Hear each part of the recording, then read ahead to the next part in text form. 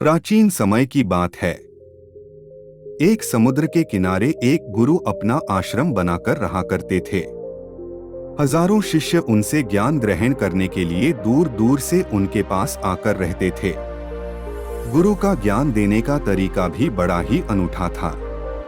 शुरुआत में वो अपने शिष्यों को उपदेशों के माध्यम से ज्ञान देते थे।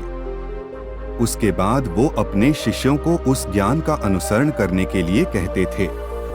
उस ज्ञान को अपने व्यवहारिक जीवन में उतारने को कहते थे। एक बार उस आश्रम में एक सम्राट अपने बेटे को लेकर पहुंचा।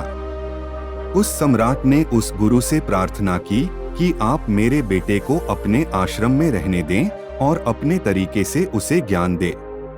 उसे इस आश्रम में बिल्कुल भी ऐसा नहीं लगना चाहिए कि वो किसी सम्राट का बेटा है। उसे बिल्कुल साधारण शिष्यों की तरह ही ज्ञान देने की कृपा करें। गुरु ने मुस्कुराते हुए कहा कि सम्राट ज्ञान इसी तरीके से लिया जा सकता है। अगर तुम अपने आप को दूसरों से बड़ा समझोगे तो तुम ज्ञान ग्रहण नहीं कर पाओगे। अगर तुम्हें ज्ञान ग्रहण करना है तो तुम्हें दूसरों की तरह अपने आप को साधारण समझना होगा। यही ज्ञान ग्रहण करने की सबसे पहली सीढ़ी होती है। तुम निश्चिंत रहो, आज से तुम्हारे बेटे की जिम्मेदारी मेरे कंधों पर रही। ये कहकर गुरु सम्राट के बेटे को अपने साथ लेकर समुद्र के किनारे टहलने के लिए निकल गए। आश्रम के बाकी सभी बच्चे उस सम्राट को देख रहे थे। सम्राट अपने बेटे को अपने रथ पर बिठाकर लाया था, जिससे सभी बच्चे समझ गए थे कि ये लड़का सम्राट का बेटा है। इसी वजह से आश्रम के सभी बच्चे सम्राट के बेटे की तरह आकर्षित हो गए थे। जब गुरु सम्राट के बेटे को लेकर समुद्र पर टहल रहे थे तो सम्राट का बेटा अचानक फूट फूट कर रोने लगा, क्योंकि अभी वो सिर्फ 12 वर्ष का था और 12 वर्ष की आयु में उसके पिता उसे अपने से दूर छोड़कर चले गए थे। ये सदमा वो बच्चा सहन नहीं कर पा रहा था। वो नहीं समझ पा रहा था कि उसके पिता उसकी भलाई के लिए उसे उस गुरु के पास छोड़कर गए हैं। उसे रोते हुए देखकर गुरु ने कहा, बेटा मैं तुम्हें चुप नहीं करूंगा। हो सकता है कि आज मैं तुम्हारे आंसू पोंछ दूं, लेकिन कल तुम फिर अपने आप को अकेला पाओगे। याद रखना, जीवन में इंसान अकेला आता है और अकेला ही जाता है। जितनी जल्दी जो इंसान इस बात को समझ लेता है वो उतनी जल्दी आत्मज्ञान के रास्ते पर निकल पड़ता है। गुरु ने अपनी बात आगे बढ़ाते हुए कहा कि जो इंसान अकेला रहना सीख लेता है वही खुद से प्यार कर पाता है, और जो खुद से प्यार करना जानता है वो किसी के भी जाने का अफसोस नहीं करता, क्योंकि वो खुद से ही प्यार करता है। धीरे धीरे तुम आश्रम के माहौल में ढल जाओगे। शुरुआत में तुम्हें समस्या आ सकती है, लेकिन कुछ दिनों के बाद तुम इसे आत्मसात कर लोगे। उसके बाद तुम्हें यही जगह बहुत अच्छी लगने लगेंगी।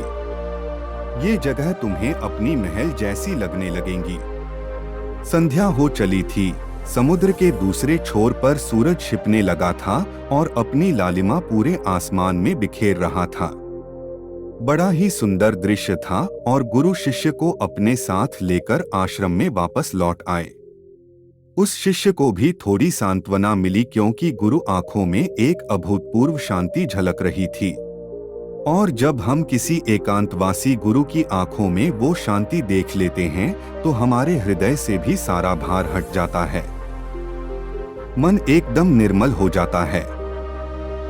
जब सम्राट का बेटा रात्रि का भोजन करने के लिए भोजन कक्ष में पहुंचा तो आसपास के सभी शिष्य उसके पास आने लगे। उन सभी को पता था कि ये सम्राट का बेटा है और अगर हम इससे दोस्ती कर लेते हैं तो उससे हमारा बहुत फायदा होने वाला है। यही सोचकर आश्रम के ज्यादातर ने उसे घेर लिया था। बस कुछ बच्चे जो अकेले रहने का महत्व समझते थे, जो दिखावे में विश्वास नहीं करते थे, वो उस सम्राट के बेटे के पास जाने की बजाय अपना पूरा ध्यान खाने पर लगा रहे थे और एकांत में बैठकर अपना भोजन कर रहे थे। कुछ दिनों के बाद सम्राट के बेटे की आश्रम के ज्यादातर बच्चों के साथ दोस्ती हो गई। अब वो आश्रम में उन बच्चों के साथ घूमता, उन्हीं के साथ अपना ज्यादातर समय बिताता। आखिरकार सम्राट का बेटा था, सुख सुविधाओं में पला बढ़ा था। आसपास बहुत से दास औरत आसिया होते थे। आसपास अपने मित्रों से घिरे होना वही दिनचर्या उसने इस आश्रम में भी अपना ली थी। ऐसा नहीं था कि गुरु को ये सब पता नहीं था, पर गुरु उसे अलग तरीके से ज्ञान देना चाहते थे। बच्चों को ज्ञान आप उपदेश देकर नहीं दे सकते, उन्हें साक्षात्कार कराना पड़ता है। उसके बाद उन्हें वो बात समझ आती है जो आप समझाना चाहते हैं। गुरु को ये बात पता थी कि अगर मैं इसे बोलकर बताऊंगा तो ये कभी समझ नहीं पाएगा। मुझे ऐसे दिखाना पड़ेगा, इसे एहसास कराना पड़ेगा कि अकेले रहने से ही तुम अपनी शक्तियों को जान पाओगे। ये सीख देने के लिए गुरु एक दिन उस शिष्य को अपने साथ एक पहाड़ी की चोटी पर ले गए। पहाड़ी पर पहुंचकर गुरु ने उसे शिष्य से कहा कि अब तुम्हारा ज्ञान पूरा हो चुका है, बस एक आखिरी रात तुम्हें यहाँ पर बितानी होगी। उसके बाद अगले दिन शाम को मैं तुम्हारे राजमहल में तुमको पहुंचा दूंगा। वो बच्चा तो ये सुनकर बहुत खुश हो गया कि अब मैं वापस अपने राजमहल चला जाऊंगा। फिर से मेरे दास और दासियां सारी भोग की वस्तुएं मेरे पास होंगी। उस शिष्य गुरु से पूछा कि गुरुजी, मुझे आज रात आप यहाँ पहाड़ी पर क्यों छोड़ रहे हैं? आखिर मुझे कौन सा आखिरी ज्ञान यहाँ से मिलेगा? गुरु ने मुस्कुराते हुए कहा कि यहाँ पर चट्टान के पीछे तुम्हें छिपकर बैठना होगा। यहाँ पर रोज रात को एक बाज जाता है। तुम्हें उस बाज को देखना है, बड़ी गौर से देखना है, हर गतिविधि देखनी है। और उस बाज को देखने के बाद अगले दिन अगर तुम उस बाज की खूबियां मुझे बता पाए तो मैं तुम्हें तुम्हारे राजमहल वापस भिजवा दूंगा। और हाँ, सुबह आने से पहले एक बात पर और ध्यान देना है, एक चरवाहा यहाँ पर अपनी भेड़ों को चराने के लिए आता है। तुम्हें उन भेड़ों की गतिविधियां भी देखनी है। याद रखना, बाज की गतिविधि रात को और भेड़ों की गतिविधि सुबह। अगर तुम दोनों की गतिविधि ध्यान से देखकर मुझे बता पाए तो तुम इस आश्रम से हमेशा के लिए आजाद हो जाओगे। तुम्हारा ज्ञान पूरा हो जाएगा। मैं तुम्हारे पिता को कह दूंगा कि ये बच्चा हमारे आश्रम का सबसे ज्ञानी बच्चा है। ये कहकर गुरु अपने आश्रम में वापस लौट आए और वो बच्चा वहीं पर उस चट्टान के पीछे खड़ा हुआ उस बाज का इंतजार करने लगा। काफी वक्त बीत जाने के बाद वहां पर एक बाज अपने बच्चों के साथ पहुंचा। सम्राट के बेटे ने पूरी रात उस बाज की गतिविधि बड़े ही ध्यानपूर्वक देखी और सुबह होने के बाद जब चरवाहा वहां पर अपनी भेड़ों को लेकर पहुंचा तो उसने एक अभूतपूर्व दृश्य देखा। उसने देखा कि वो बाज भेड़ की एक मेमने को अपने पंजों में दबाकर आसमान में उड़ गया। उसने उस भेड़ के बच्चे का शिकार कर लिया था। ये सारा दृश्य देखकर वो बच्चा आश्रम में वापस अपने गुरु के पास पहुंचा। इससे पहले कि गुरु उससे कुछ पूछते, उसने गुरु को प्रणाम करते हुए कहा कि गुरुदेव, आप आश्रम के सभी बच्चों को यहाँ पर बुला लीजिए। मैं सब लोगों को बताना चाहता हूँ कि मैंने क्या देखा। जब आश्रम के सभी बच्चे वहां पर पहुंच गए तो उस सम्राट के बेटे ने कहना शुरू किया कि मैंने अपने जीवन में बहुत से पक्षियों को देखा है, लेकिन बाज उन सभी पक्षियों में से सबसे अद्भुत और सबसे अलग होता है। उदाहरण के लिए एक तोता हम सभी ने देखा है। तोता बोलता तो बहुत है लेकिन कभी ऊंचा नहीं उड़ पाता। लेकिन एक बाज जो कि हर समय शांत रहता है, वो आकाश को भी छू सकता है। उसमें आकाश को भी छू लेने का सामर्थ्य होता है। जब भी एक बात अपने शिकार को निश्चित कर लेता है तो वो उसी शिकार पर अपनी नजरें गड़ाए रहता है, चाहे वो कितनी भी ऊंचाई पर क्यों ना हो, चाहे कितना भी बड़ा तूफान क्यों ना जाए, लेकिन उसकी नजर हमेशा अपने लक्ष्य पर स्थिर रहती है। आज सुबह जिस बाज को मैंने देखा, उसने हर भेड़ को अपना शिकार नहीं बनाया, बल्कि उस भेड़ की झुंड में से उस मेने का शिकार बनाया। उस बाज की तरह हमें भी अपना ध्यान उस एक लक्ष्य पर स्थिर करना चाहिए, चाहे कितनी अड़चने क्यों ना आए। हमें अपना लक्ष्य स्पष्ट दिखाई देना चाहिए। अलग अलग लक्ष्यों में अपनी ऊर्जा बर्बाद करने के बजाय हमें किसी एक लक्ष्य पर पूरी एकाग्रता के साथ ध्यान देना चाहिए। तीसरी बात जो मैंने उस बाज से सीखी, जो हम सभी को सीखनी चाहिए, वो ये है कि बाज कभी भी दूसरे पक्षी के साथ नहीं उड़ता, वो आकाश में हमेशा अकेला ही उड़ता है। इससे हमें ये सीख लेनी चाहिए कि हमें कभी भी छोटी सोच वाले लोगों के साथ नहीं रहना चाहिए। आखिरकार हम भी वही बन जाते हैं जिनके साथ हम रहते हैं। इसलिए या तो बड़ी सोच वाले लोगों के साथ रहो या तो अकेले रहो, क्योंकि जब हम अकेले रहते हैं तभी हम खुद की ताकत और कमजोरियों को जान पाते हैं। कमजोरियों को जानकर उनको दूर कर सकते हैं और अपनी ताकत को जानकर उसका सही इस्तेमाल कर सकते हैं। लेकिन वो तभी संभव होगा जब हम अकेले रहना सीखेंगे। चौथी सीख हमें एक बाज से लेनी चाहिए कि एक बाज हमेशा अपनी सीमाओं से ऊपर उठकर उड़ता है। जब तूफान आता है तो हर एक पक्षी अपने घोंसले की तरफ भागता है, खुद को छुपाने की जगह ढूंढता है, लेकिन बाज ऐसा नहीं करता है। वो खुद की सीमाओं को तोड़कर बादलों से भी ऊपर उड़ने का प्रयास करता है।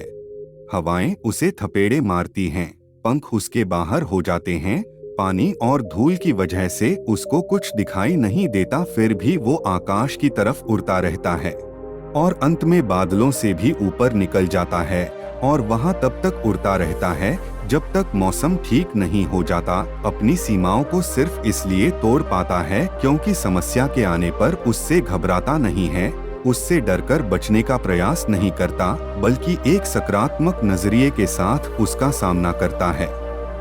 जीवन में चाहे कितनी भी अड़चने क्यों ना आए, हमें उन अड़चनों से लड़ना चाहिए, ना कि उनसे डरकर कहीं छुपकर बैठना चाहिए। बहादुर तो वो लोग होते हैं जो तूफानों से टकरा जाते हैं, कायर तो अपने घर में, अपने घोंसले में अपनी जगह ढूंढकर बैठ जाते हैं। पांचवी बात हमें एक बाज से सीखनी चाहिए कि बाज कभी भी अपने घोंसले में घास के कोमल तिनके नहीं रखता। जो तिनके कोमल होते जाते हैं उन्हें निकालकर फेंकता रहता है। उसी तरह कितनी भी आरामदायक जिंदगी आपको मिली हो, लेकिन उस आराम से ऊपर उठकर अपने आलस्य को तोड़कर जीवन में मेहनत करते रहना चाहिए। जीवन में पसीना बहाना चाहिए, शारीरिक मेहनत करनी चाहिए। अपने घोंसले से कोमल तिनके उठाकर फेंक दो और आज ही अपने आलस्य को तोड़कर निकल पड़ो। हर दिन अपने आप को चुनौतियां दो, हर दिन मुश्किलों से लड़ो, क्योंकि वही मुश्किलें तुमको मजबूत बनाएंगी। जंगल के राजा को भी झुंड बनाकर शिकार करते हुए देखा जा सकता है, लेकिन बाज हमेशा अकेला शिकार करता है, क्योंकि वो जानता है कि भीड़ हौसला तो देती है मगर साहस छीन लेती है। आदमी को हमेशा अकेले ही आगे बढ़ना होता है। यही कारण होता है कि वो जल, थल और नभ सभी जगहों पर अपने शिकार का परचम लहरा सकता है। बाज की उम्र लगभग 70 साल होती है, लेकिन 40 साल में ही उसका शरीर बूढ़ा हो जाता है। नाखून उसके पैरों में धंसने लगते हैं, पंख उसके शरीर में चिपक जाते हैं, उसकी चोंच मुड़ जाती है, उसका शरीर भारी हो जाता है। ऐसी स्थिति में शिकार करना तो क्या उड़ने की भी हालत नहीं रहती उसकी। ऐसे में उसके पास सिर्फ दो विकल्प होते हैं। पहला, या तो वो खुद की अवस्था को स्वीकार कर ले और भूखा प्यासा मर जाए या किसी दूसरे जानवर का शिकार बन जाए, और दूसरा विकल्प ये होता है कि वो 6 महीने एक बहुत ही दर्दनाक प्रक्रिया से गुजरे और खुद को पहले जैसा मजबूत बना ले। लेकिन बाज तो बाज है, वो दूसरा विकल्प चुनता है। इसके लिए वो खुद को एक बहुत ऊंचे पहाड़ पर ले जाता है, जहां वो पहले अपनी सोच से अपने सारे पंख खींच कर उखाड़ देता है और फिर चट्टान पर अपने पैर मार मार कर अपने सारे नाखून उखाड़ देता है। उसके बाद उसी चट्टान पर अपने चोंच पटक पटक कर अपने चोंच तोड़ देता है और इस लहूलुहान अवस्था में दूसरे जानवरों से खुद को छुपाता फिरता है। अगले 6 महीने तक वो इसी दर्दनाक प्रक्रिया से गुजरता है। और इंतजार करता है नए नाखून, नए चोंच और नए पंखों का। तब फिर वो अपनी नई जिंदगी शुरू करता है और निकल पड़ता है अपने नए शिकार पर और अगले 30 सालों तक फिर से राज करता है। इसलिए समय आने पर हमें भी अपनी पुरानी आदतों को छोड़ना पड़ता है और कुछ नया सीखना पड़ता है। अपने आप को तैयार करना पड़ता है, वरना हमारा भी शिकार हो सकता है, हम भी पीछे रह सकते हैं। इसके बाद सम्राट के बेटे ने भेड़ों की विशेषता बताते हुए कहा कि भेड़ हमेशा झुंड में चलती हैं, उन्हें झुंड में एक साथ चलने से हिम्मत मिलती है, लेकिन जैसे ही उन पर शिकार होता है वैसे ही वो भीड़ तितर बितर हो जाती है और उस पूरी भीड़ में से एक भी भेड़ अपने साथी की मदद के लिए वापस नहीं लौटती। इससे हमें यह सीख मिलती है कि हमारे साथ कितने भी लोग खड़े हों, किसी पर भी यकीन मत करना। यकीन करना तो खुद पर करना, क्योंकि बुरा समय आने पर वो भीड़ कब तितर बितर हो जाएगी आपको पता ही नहीं चलेगा। गुरु को प्रणाम करते हुए सम्राट के बेटे ने अपने गुरु से कहा कि गुरुदेव, अगर मुझसे कोई सीख रह गई हो तो कृपा करके आप बताने की कृपा करें। गुरुदेव ने सभी बच्चों को संबोधित करते हुए कहा कि ये सभी बातें जो इस बच्चे ने अभी बताई है सब सही है, लेकिन ये सारी खूबियाँ आप लोगों में तभी पैदा हो पाएंगी जब आप लोग अकेले रहने का अभ्यास करेंगे। आपने देखा होगा कि बाज कभी भी किसी दूसरे पक्षी के साथ नहीं रहता, ना ही किसी दूसरे पक्षी के साथ अपनी जोड़ी बनाता। वो आसमान में केवल अकेला ही उड़ता है और अकेला उड़ने की वजह से वो अपनी ताकत और कमजोरियों को जान पाता है। इसके बाद गुरु ने अपनी बात खत्म करते हुए कहा कि मैं आज रात सम्राट के बेटे को राजमहल छोड़ने के लिए जा रहा हूँ, क्योंकि इसकी सीख यहाँ पर पूरी हो गई है। और ये कहकर गुरु सम्राट के बेटे का हाथ पकड़कर राजमहल की तरफ रवाना हो गए और बाकी के सभी बच्चे उन्हें पीछे से जाते हुए देखते रहे।